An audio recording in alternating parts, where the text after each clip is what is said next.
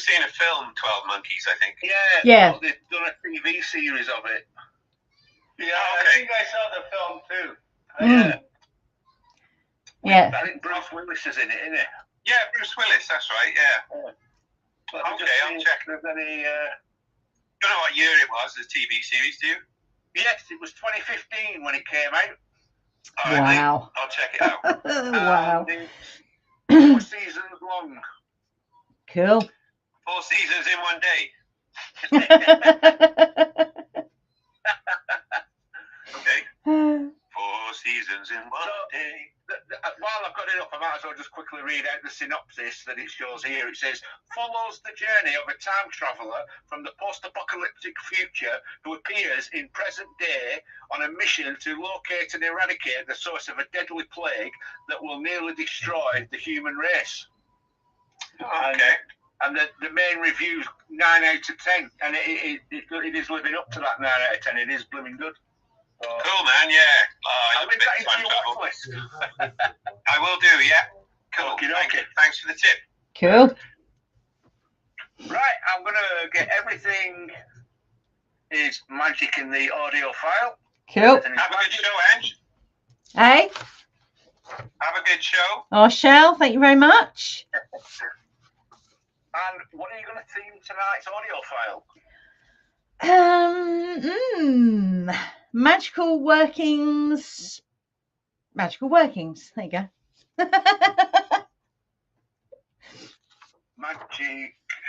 Magickal workings. Workings. Spelling magical.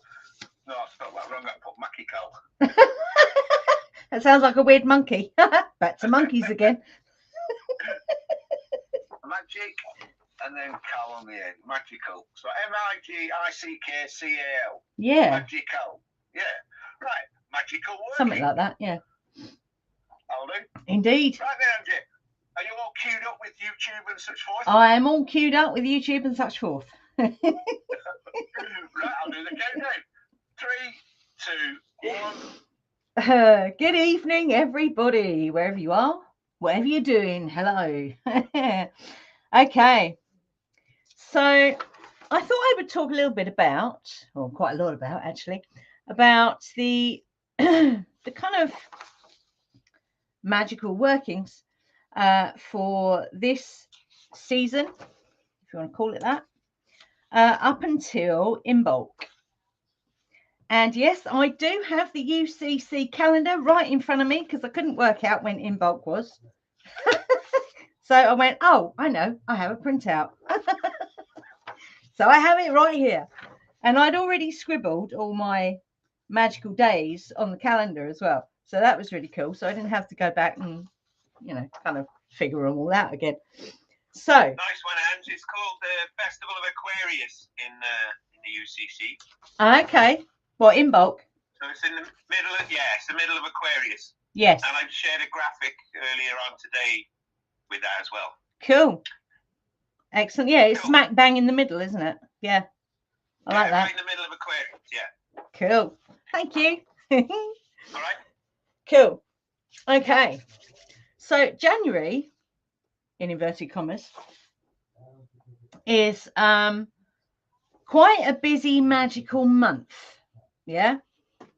And when I was going through it and kind of noting down all the different magical days, some of them which we do rituals for, some of them we just mark them. And I'll talk about those in a minute. But what I realized is there's a big theme going on between now and Imbolg.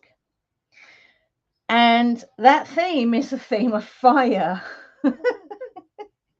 Not that that should surprise me, really, because this is the growing light.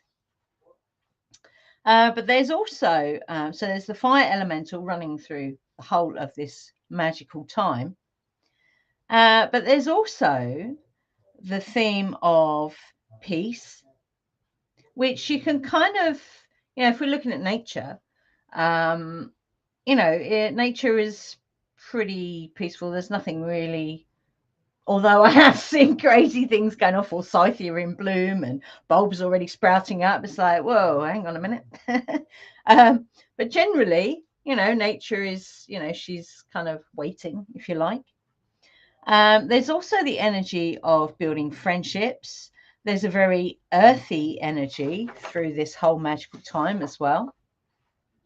There's also, now this is interesting, because although in nature we can see the buds are already on the trees and the shrubs and everything, yeah. So, but they haven't budded yet. Unless you're forsythia, of course, going completely against everything that we've been told. But there's this kind of very tangible energy of creation and creativity, which is about to come into existence, for a better way of putting it, yeah. Which kind of brings down this energy of nurture, because that's what nature's doing at the moment. There's a nurturing energy going on, yeah. There's also a protective energy, because those buds that are already on the trees that were there in October, they are being protected at the moment, which I find, if you really look at a bud and follow it through its cycle, they have budded, but they have this protective layer around them, yeah. So there is protection energy there. There's also the energy of this new shining light, which makes sense, growing light that's happening at the moment.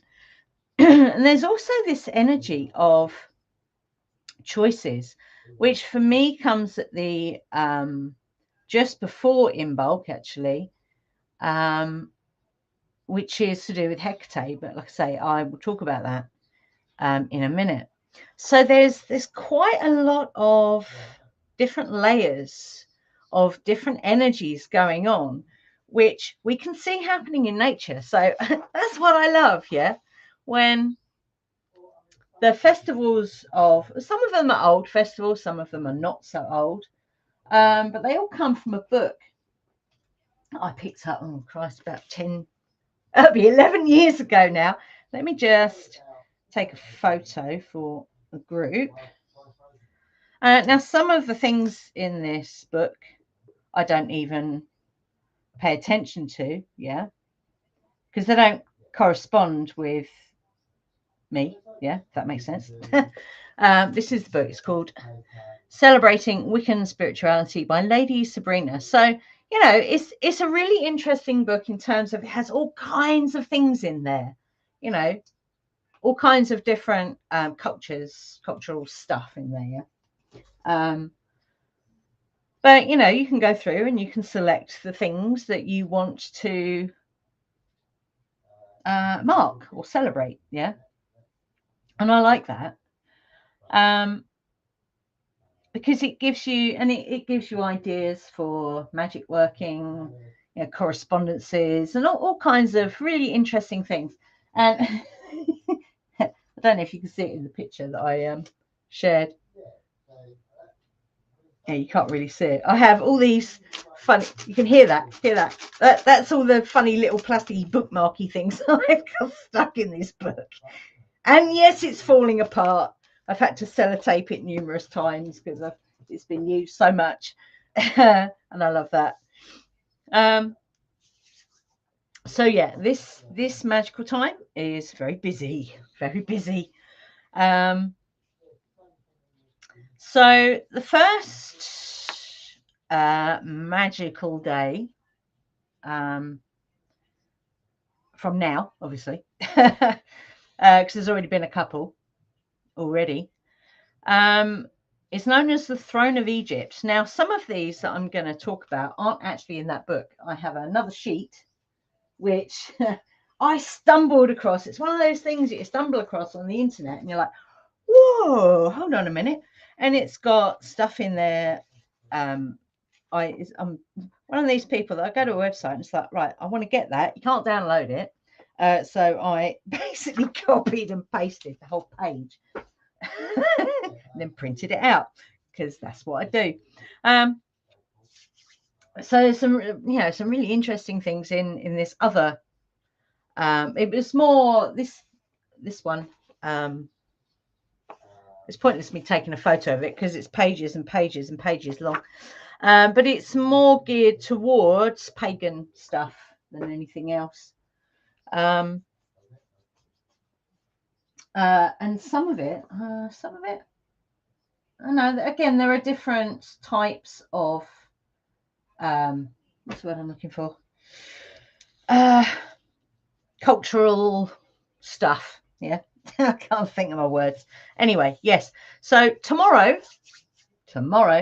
is the throne of Egypt. So for us personally, because we do have 3 Egyptian deities that we work with. Well, we don't really work with Bast, but we do have a statue for her. Because I work with Sekhmet, who is the kind of alter ego of Bast, Hathor and Thoth. So they're the 3 Egyptian deities that we work with in that pantheon.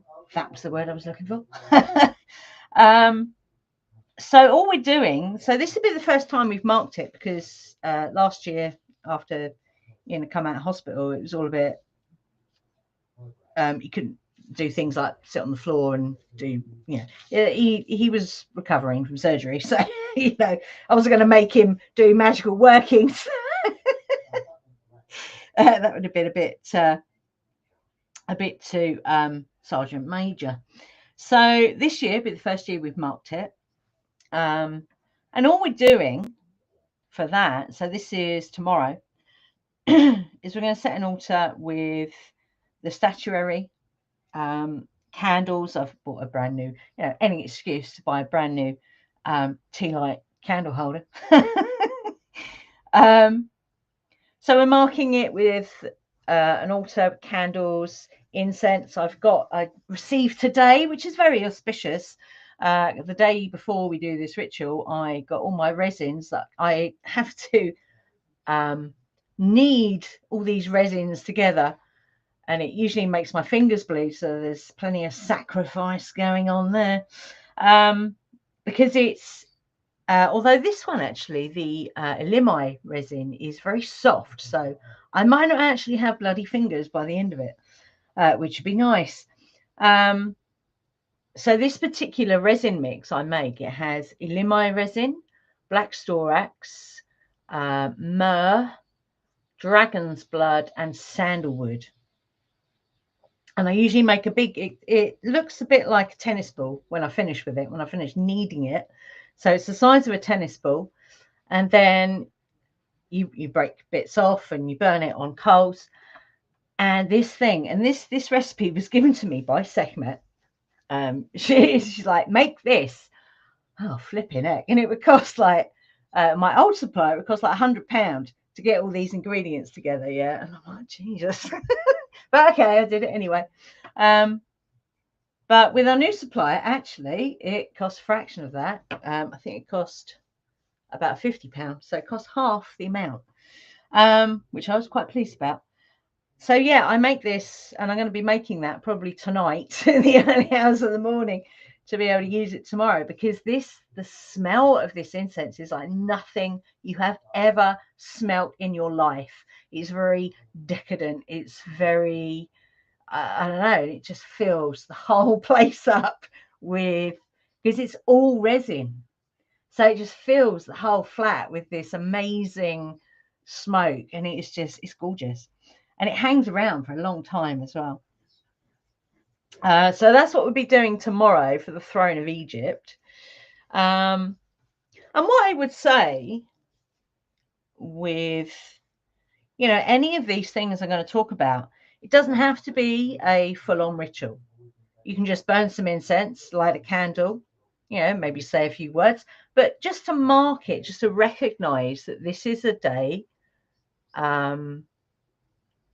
an auspicious time to connect or say hi to, these particular deities. They're all deities that we're connecting to, or things like the moon.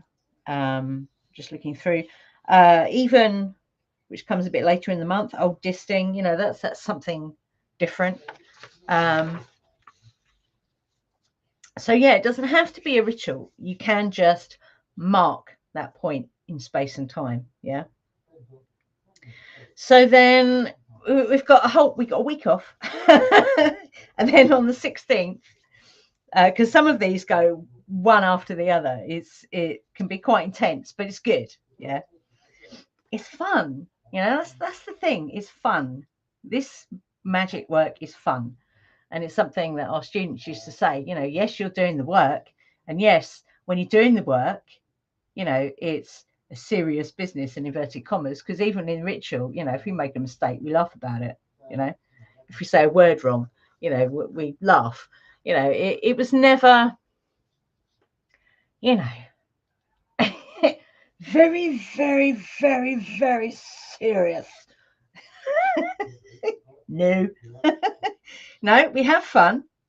We know that magical work working magic is not to be taken lightly, I would say, but at the same time, you are allowed to laugh, okay, and have fun with it. Absolutely, 100%. So anyway, yes. So not tomorrow, but next Friday. Not this Friday, next Friday. The 16th is Concordia. So Concordia, in the Greek, now don't laugh at me when I try and pronounce this, homonoia. I think that's how you pronounce it. Something like that. So both of those, so Concordia is obviously Roman, Greek. I can't say it. As I said before. Anyway, is the embodiment of peace and harmony. Yeah. So this is about, just happens to fall on a Friday, Venus Day, you could say. So this is all about love, friendships, partnerships, and all those things that come with that. So again, for that particular day, we are going to create an altar, be set with crystals that correspond to that, herbs and offerings, and another. And I've found some really nice tea light holders actually, which are like mosaic. They're in the shape of, how would you say that? They're round, so they're quite, and they have mosaic glass on them. They're really, really nice, and I like that, the way it throws out the light. It's very nice. So that's what we're doing on the day of Concordia, which I really like. It's also really good if you're doing any kind of business to kind of, if you were going to set an intention, set it on that day, I would say, on the day of Concordia. And then 2 days after that, on the 18th, we have the dark moon, which is a Sunday, and the day of Danu. Now, interestingly, how it falls this year, because Danu lights the way. She is the great mother of the Tuatha De Danann. And Danu actually translates as the folk of the goddess Danu. And I'm actually going to do a bit of a deep dive. I might do it for next week's show, actually, on Danu, because there's a lot. When I was just doing a 5-minute research thing, just to get a few key bits, because I have connected with Danu, but not in a, I haven't done a deep dive on it. It's obviously she was waiting until now to do that. So yeah, I think next week I'm going to do a deep dive on Danu, because there's an awful lot of interesting stuff around this goddess. So we'll have a good old look at that next week. So yeah, Danu, the word means knowledge, wisdom, health, and wealth and abundance. So I thought that was quite an interesting energy to be working with on the dark moon, because the dark moon's a still point, like the full moon's a still point. And to gather those things, knowledge, wisdom, wealth, abundance. And then as we move through to the new moon and then the waxing moon, interesting. Very, very interesting. It's fallen on the dark moon, so quite an auspicious day if you want to connect with Danu or the dark moon. So Danu is associated with the water elementals, also with the earth, which is interesting because when Ian was doing, it was a colouring book actually, Colour Your Deity, and he was working with all the deities that we work with. And really, really funny when Danu came through, because everyone, seems to be, whenever anyone draws Danu, she's always, like water and like flowy and, all that stuff. But when she came through, she said, "No, I want to be a swamp queen." It's like, what? But it makes sense because she isn't just associated with waters, she's associated with the earth. So it makes sense that she wanted to embody those two elementals. It's really, really, I just find it fascinating. So Danu is the mother of the Dagda, who is the chief of the Tuatha. Again, I think that's another one, because I have a really cool book actually that tells the story of the Tuatha De Danann. Let me just write that down. So I will do a show on that. It might be a two-parter because there's a lot of history there. So yeah, she's the mother of the Dagda. The things that she is associated with, holy stones or hagstones, as I know them as, that's the stones with the holes in. Horses, which is really interesting. You have the horse, you have the fire horse, no less. So that she's choosing to come through like big time now, I find very interesting. Also seagulls. Seagulls, I've actually got seagulls tattooed on my wrist. They are my spirit animal, or one of them. Also fish.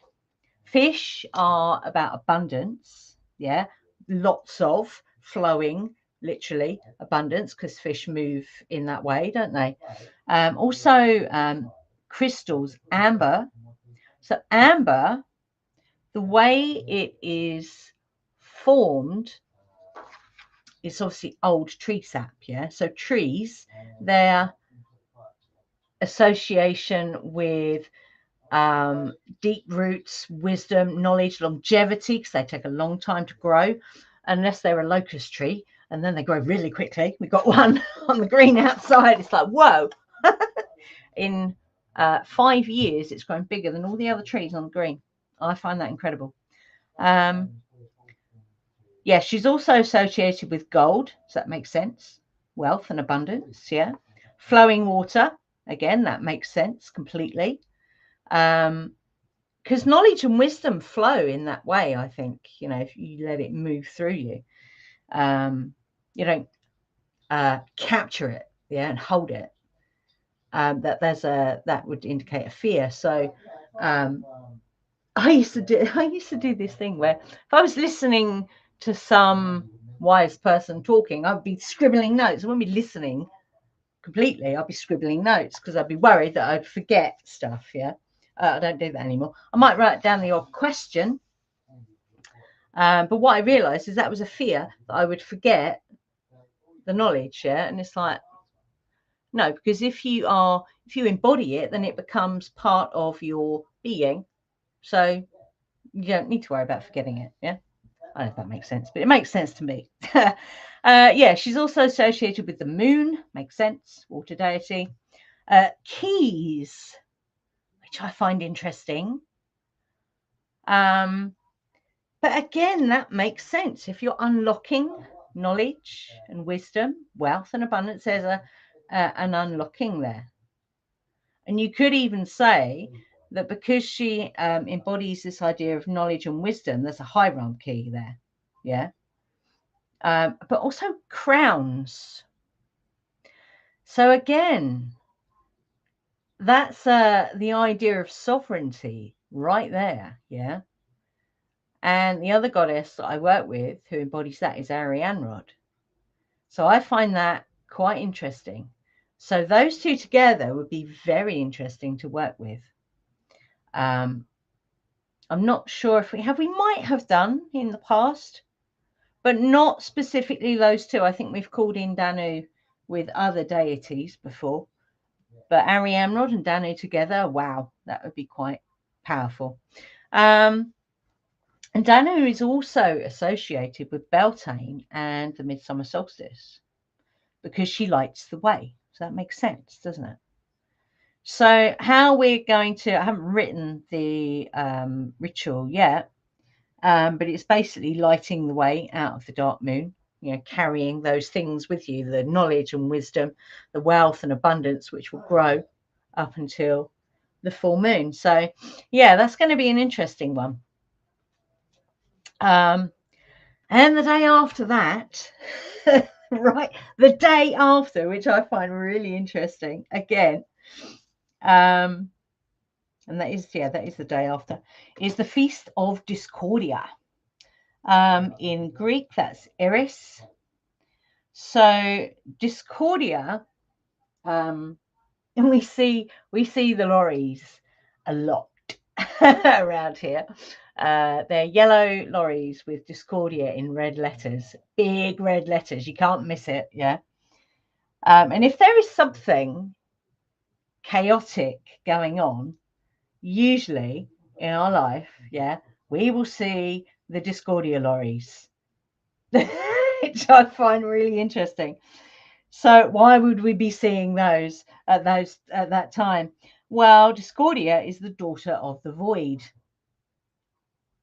Yep. She is the daughter of the void, and she is a bit like Kali. In fact, she brings creative order from disorder. So she breaks down and creates, as opposed to create not blah, blah, how is it I describe that? So what the institutions do is not creative at all, and I can't remember the exact wording for that, and I couldn't find. I've got this massive piece of paper that I wrote when I was doing some research on Discordia. I wrote it all on this massive bit of paper. Yeah, can I find that bit of paper? Nope. Which I find very interesting. It'll appear when it needs to. Clearly, it wasn't needed today. So yeah, that would be another altar, and I would say a petition. Again, to in this creation energy that we're in at this time, which, like I said, we see in nature. There is creation there. It's just kind of protected and a little bit hidden. So get your ducks in a line, I say. Okay, and then we're on to the new, and for us, it's a quickening moon because it's heading towards Imbolg, yeah. So things literally, you can see it in nature, things start to speed up a little bit, yeah. So on this new quickening moon on the 20th, so all the intentions we've done up to that point of releasing stuff and just tacking on the end, you know, true alignment is what I'm calling it, to who we truly are. This then culminates in the bringing in of that energy. Yeah, if that makes sense. So I really like that. So that'll be the new moon. So that there'll be 3 rituals, one after the other. I love it though. I think it's brilliant. Yeah, I'm usually up to the early hours of the morning setting the altars for those as well. So it stops me doom scrolling on YouTube. And then what have we got after that? We've got the Hathor's Day on the 23rd. So with that, you can just mark that with something like to do with roses. Yeah. So tea. You can put rose petals in your bath. I would always put them in a little, organza bag. Otherwise, you'll end up with rose petals blocking up your plug hole. You don't want to do that. Rose oil as well. And what you can do, treat yourself to some rose oil for Hathor's Day, yeah? Because it's nurturing. And if you buy the Absolute, I know it's expensive, but you can buy a little 5ml bottle of Absolute rose oil and just dab a little bit. Yeah, you only need a tiny bit because it's very strong. Or you can make yourself an incense that has rose petals in it. Rose petals, maybe myrrh, all those really delicious smells, yeah, that invoke that kind of nurturing energy, yeah. So that's Hathor's Day on the 23rd. And then we have, and it's one of my favourites, and I don't think it might have been last year actually. I think it was last year, and we had one of our healing days on one of the old disting days. So it's 2 days. And I think it was, yeah, last year on a Saturday we had a healing day, and we did old disting, and it was really funny because we were doing a lot of Norse chants and calling the gods of thunder and all sorts. And as I was standing there at the window leading this, I'm standing at the window, directing it out to the sky. All of a sudden, boof, massive clouds, hailstorm. And when I said, right, that's enough now, it lifted and went. And then when we were doing it again after we had some food, it's like boof, came back again. Not as strong, but it was really funny. It's like, sorry folks, don't worry, you won't be going home in a hailstorm, I'll stop it. That was really funny. But yeah, old disting. So where's my other note? I have another note here somewhere about the origins of this, which is really interesting. So yeah, this was originally a Norse tradition from the guardian goddess, Dicea, who is a threshold goddess, so protecting the threshold, So, do I have any other notes on this? I might have, I'm not sure. Let me just check. Let me have a look in my magical book. It just says great festivals were held in honor of Dicea at the temple in Uppsala, Sweden. Yeah, that's all it really says. And apparently that was on the old runic calendars. Now, I don't know anything about old runic calendars. Is there anybody here who knows anything about old runic calendars? Okay. But it did later on to do with Robert Burns, the Scottish bard. What does it say? In more recent times, it has become Burns Night. So old disting is the same as Burns Night, bard. It says, hang on. Celebrating the birthday, 1759, of the 18th century Scottish bard Robert Burns. So we kind of combine the two. So we do a little bit of threshold magic with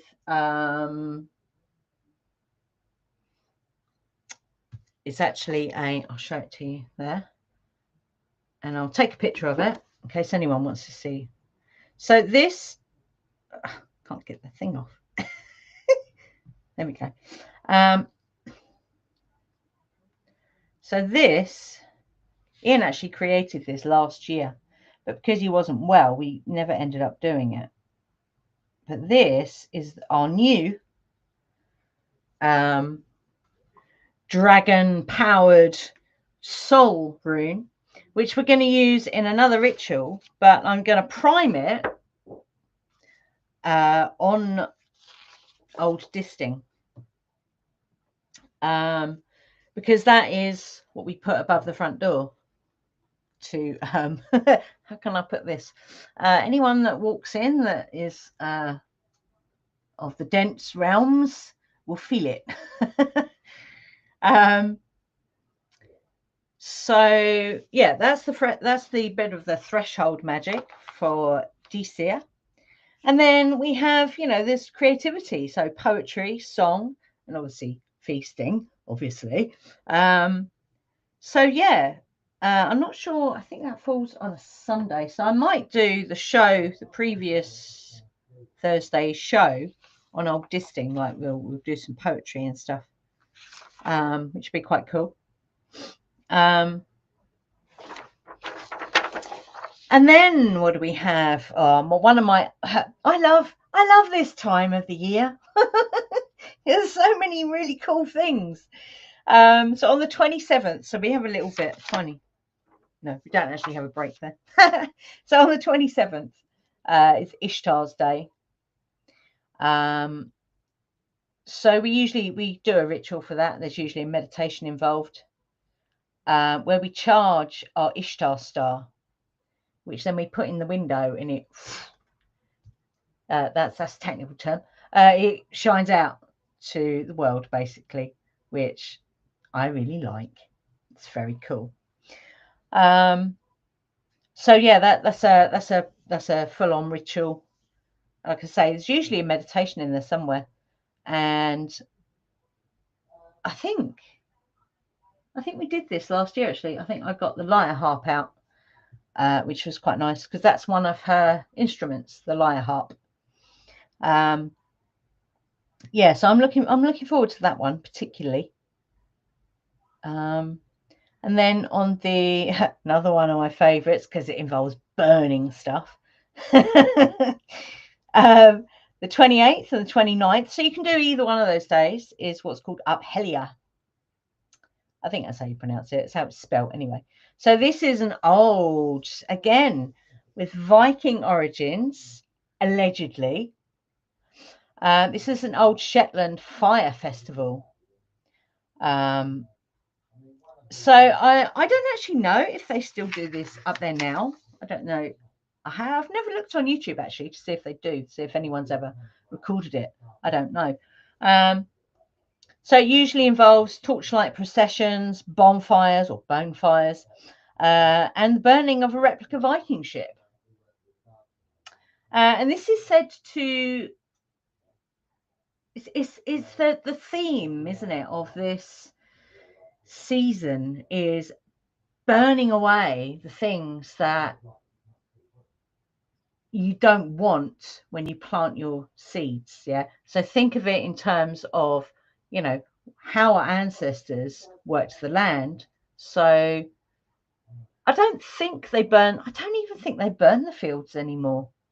You used to see that a lot, but I don't even know if they burn the fields anymore to get rid of everything. And then it helps to regenerate the new growth. That's a double positive there. It helps to bring new growth and we saw that ourselves on our local marshes in 2022 when it burnt. Nearly the whole marshes was burnt, and literally we did magic on it, obviously, and within a week, new growth.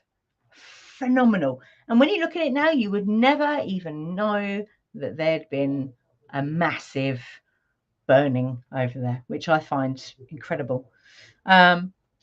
So yeah, I'd say that's, all this fire, all this burning, all this kind of getting rid of the remnants of the stuff that you don't want, definitely. And in true Viking style, feasting and dancing, all that stuff. And it uses this fiery dragon rune, which is the soul rune, which is the rune of the sun. So yeah, we charge that. We light a fire in our cauldron, and we charge it by that fire. And I also have a bracelet, which, hey, I bought years ago and didn't think about it when I bought it, but it has the same rune on it as, you know, it has that rune on it, even though you'd look at it and not know that. So I charge that as well, and I wear that all the time. So I'm always protected. Yeah. Yeah, so we charge this rune by the fire in the cauldron, and then we hang it over the threshold. Well, it's actually blue tack, but you know. So the last two, and again, the last one is my favorite, but on the 30th is the day of peace. So you can mark that however you want to mark that. You know, I'd probably suggest hide your phone somewhere, turn it off and hide your phone. That's peace enough. These days anyway. And then on the 31st, which is probably, out of all of them, this is probably my absolute favorite. The reason being is, before we actually created a 3-way crossroads in our garden, we would go to the little woods, which is about 10 minutes away. And there was a little 3-way crossroads there where we would give offerings to Hecate at night. It was really funny because we'd take the dog with us and he'd be like, "What are you doing? Can I eat that?" "No, leave it alone." So the 31st is the feast of Hecate. So we set the altar with offerings. We charge Hecate's wheel with her energy. This is another ritual. And then, yeah, we leave the offerings at a 3-way crossroads, which we can do in our garden if it's raining or something, or we can go down to the woods and leave it at the crossroads there. And funny enough, whenever we're out for a walk and we come across a 3-way crossroads and I have some kind of food in my pocket, I'll always leave an offering at a 3-way crossroads and just, you know, say hi. Yeah, so that takes us all the way up to Imbolg, which is the 2nd to the 5th of February. So there's this theme that's going through this time is it's very powerful. It's a very, very powerful time. Very powerful season. And it is one of my favorites. It's one of my favorite times in the Wheel of the Year. Yeah. They're all my favorite, but this is my favorite. My favorite. So yeah, so we got 15 minutes left. So if anyone wants to chime in with anything, what they think about what I said, or anything really, open up the floor.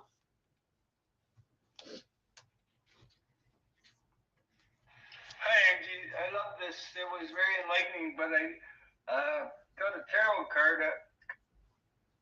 cards out, thinking you might go to tarot. The tower with 2 lightning bolts taken out 2 different parts of the tree. The 3 of swords with looks like blood on the end and covered with red tape. Red tape. And then the 9 steps to the sickle moon, also the number 9 card. Okay, so what does that say to you, Kevin? What are they telling you? Well, we're going through a couple changes, 2 lightning bolts, and then we're severing the old ways away. And yeah, we're going step by step to, well, it's a sickle moon, but it's going towards full. So yeah, I think the future card, the 9 card, is a positive card. So when you say it's a future card, is that a tarot card or an oracle card? It's tarot, but I go past, present, future. Oh, okay. Yeah, I get you. Yeah, and that makes sense because, you know, this is a season of letting go of stuff, banishing, as I like to call it. And it, depending on your soul blueprint, you might be a natural banisher or a natural invoker. So it's learning, you know, which one of those is more powerful for you. So if you're more kind of powerful as a banisher, you can still set an intention to bring stuff in, but it's the banishing that you give like 80% of your energy to. But that's we're definitely in that energy at the moment, I would say. Going by, you know, just hello. Sorry, I interrupted, but I let That's you all go. right. No, I kind of finished my sentence. I was just waffling. Well, I do like a good waffle. Waffle. Yeah. And a waffly waffle. Yeah, winter's a great time for having a purge, isn't it? Clearing out all the cold weather, killing the bugs and all of that kind of symbology. Yeah. Yeah, and thanks for sharing all the dates. I didn't realise there were so many lovely, honourable days to celebrate between now and Imbolg. So that was cool, especially the Egyptian ones, because I love ancient Egyptian stuff, but I haven't studied it a lot, you know. Unlike Danny Dow, my nephew, he's well into the old Egyptian stuff. But so that was interesting what you were saying about how the Egyptian did things. Yeah. And then I've shared the 8-fold year graphic again, and the year planner. So because cool. Did you download the UCC full year calendar or the year planner? You said you had one in front of you. It says the Universal Celestial Calendar on the bottom of it. But I think it's the one you can scribble on. So I think it's the planner. So it's all on one sheet, yeah, all on one page. I have got that here as well. Okay, but you've got the full 12-month sort of calendar thing. Have you printed out? Yeah. Yeah. Okay, cool. Yeah, so on the year planner version, where it's all on one page, yeah, you've got the festivals marked in the middle of each season, and the start of season. Yeah. And the key is at the bottom of each season. It tells you which one. It's very tiny writing. I need to print it on a bigger sheet of paper. Yeah, mine's on A2. It's great on A2, that one. But okay. Yeah. But A4 is too small, yeah. Yeah, A4 is definitely too small. And then it's great to know you've got that there, Angie. Cool. Yes. Yeah, and if you ever got any questions about it, give me a shout. Yeah. But I've also got one question. Yeah. The book you shared, the red, what's it called? The Celebrating Wiccan Spirituality. I wouldn't pay much attention to the title, personally. Okay. I just wondered why, do you know why she's got, like, water for summer and fire for autumn? Would that be the other way around? I don't know.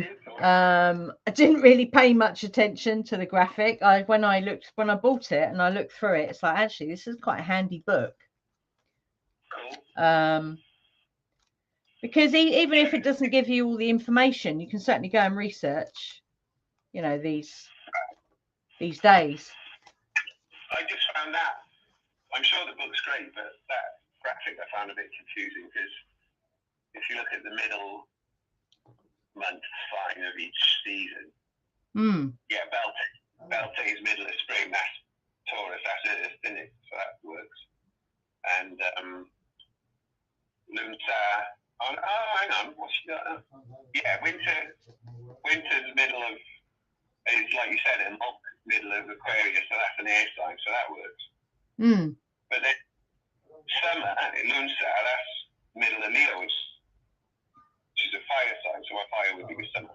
And then middle of autumn is Scorpio or Samhain, and that's water. So yeah, to me those should be the other way around, but maybe it's based on something else. I don't know. Anyway, I just thought that. Yeah, I don't know if it's because I think it, you know, sometimes publishers that new, what's that say? I think it's a new page is the publisher, so I don't know. Sometimes they don't like something, do they? And they say, "Well, just move this about." So I don't know. Yeah, I don't know. Maybe even signed it off. Yeah. Because even the pentacle is, it's like there's nothing on the bottom of it. It's like it's her name and then the. So I think it's just a graphic that they haven't really thought much about. Okay, yeah. But that's publishers for you and editors and agents. Yeah. Too many middlemen taking their cut. Yeah. Absolutely. Yeah, like that. Cool. I'm glad you enjoyed it anyway. That's cool. Yeah, really good. Thanks, Angie. Would anyone else like to put their 2p's worth in? Or their 10p's worth? Or a pound? I just put a request in for that book because I couldn't find it in any of the ebook channels. So I put a request into 2. Okay. And hopefully we'll get an ebook version of it and you'll be able to print your own off again. Excellent. I could probably do with it because my version is falling apart. Somebody asked me to read the cards for me for the Manji when I said, "Oh, I'm going to Dismembering Tarot." "Oh, you read cards?" Yeah. It's funny. "How much do you charge?" I said, "Nothing."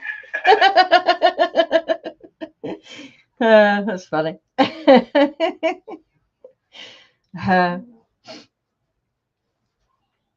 What was that? I thought I heard a snoring Tobias then. You did. He's on my lap here. Well, he's on the side of the arm of the chair, snuggling in to my lovely warm belly. And he's keeping warm. Oh, bless him. That's funny. Is your belly keeping him warm, or is he keeping your belly warm, or is it a bit of both? Well, it's a bit of both. I'm quite warm anyway. I'm quite hot-blooded. So even when it's cold, I'm very hot. So both, when it gets really cold and the cat's in as well, I have Tobias here by my side and the cat on my chest. Oh, blimey. So then I get the blanket and I put it over all. And we're all as happy as pigs in muck.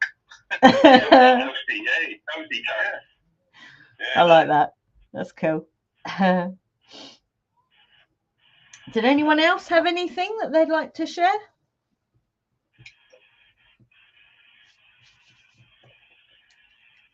Oh, the woman that asked me, her name is Hippie Mom. Okay.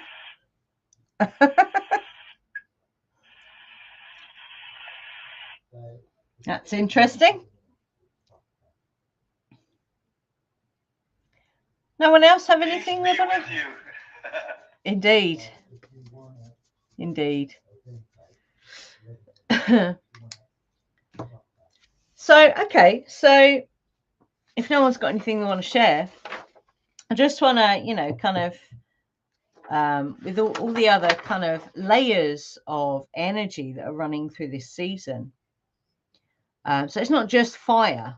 There's, building things. So building friendships, being creative, watching how nature is, creating. And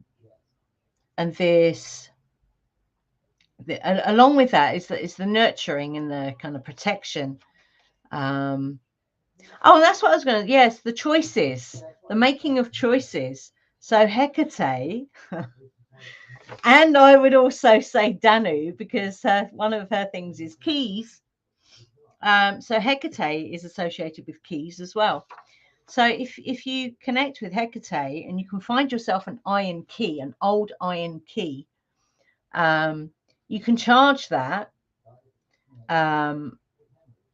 with her energy. So if you feel a bit lost or confused, or you're not sure which way to go, literally, yeah, you can then pick up that key and ask her for her guidance. So that's around making choices. So I think there's definitely an element of that in this season as well. So choosing which things to let go of, choosing what you want to fill that space, because when something leaves, creates a vacuum, something else comes in. So you can choose what comes in then, yeah. I'd say if you're a banisher, if you're an invoker, then you'd focus more on what it is that you want to come in, yeah. So I think it's really interesting this season, and I think that's why it's so powerful. What do you think, guys?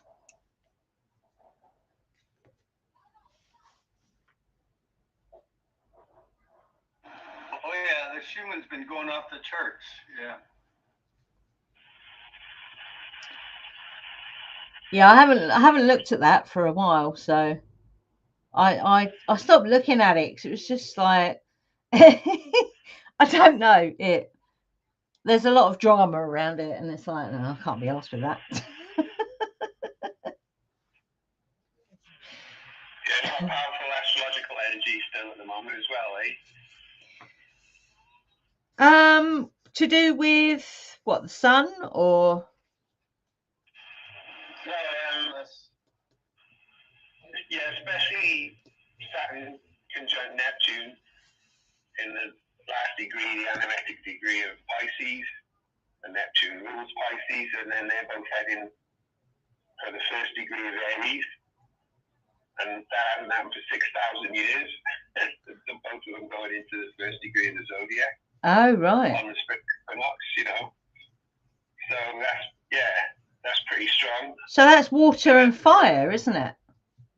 Going from water to fire, exactly, yeah. And all the outer planets are shifting from the lower elements of earth and water up to the higher elements of air and fire. Wow. Signs. This kind of next few months, you know. So yeah. Interesting. Lots of and oppositions and trines and all sorts with Jupiter and Pluto and Venus and Mars, and there's lots of stuff going on. It's pretty and I think fairly soon, sometime in the next few months, I can't remember the exact date, but I know it's February 20th. I think that Neptune and Saturn are going to be conjunct in Aries, I think it is. But sometime soon, all the planets are going to be in one, apart from the moon, of course, because it moves quick. But all the other planets are all going to be in one half of the sky. Really? It's quite unusual. Yeah. Wow. So if you're born at that time, you're going to have all the planets in your chart all on one side. Oh my goodness. Yeah, or in one hemisphere or whatever it is, depending on the time you're born. But, so that could either be really good or really bad. It's just strong, you know, because needs fire. Yeah, the more rare something is in astrology, the more potent it is, you know. Yeah. So because we got all these rare things going on that don't happen very often, obviously because they're rare. Yeah. We got all this potent energy, which a lot of people, if you're sensitive to energy, like you are if you're a witch or a wizard or whatever, you feel it, you know, you really feel it, yeah. Wow. And you say that's February the 20th around? I think it's February 20th, yeah. Or I'll check the date, but I think I thought in the date they both go into the first degree of Aries, or maybe one of them does. Maybe it's Neptune or Saturn does, and then the other one catches. It might be Neptune, and because they've been going retrograde as well, and they're going to go direct and then go into Aries. So, but anyway, it's February 20th when the sun just gone into Pisces as well. So yeah, what's interesting about that? That's just after the new moon. Yeah, right. It's my birthday. Pisces transcends into Aries. Oh, look out! Wow. When's your birthday, Ted? No, Pisces is transcending into Aries with that moon coming up. So I think there's going to be a mixture of fire and water, and woo, kapow. And then you got your birthday.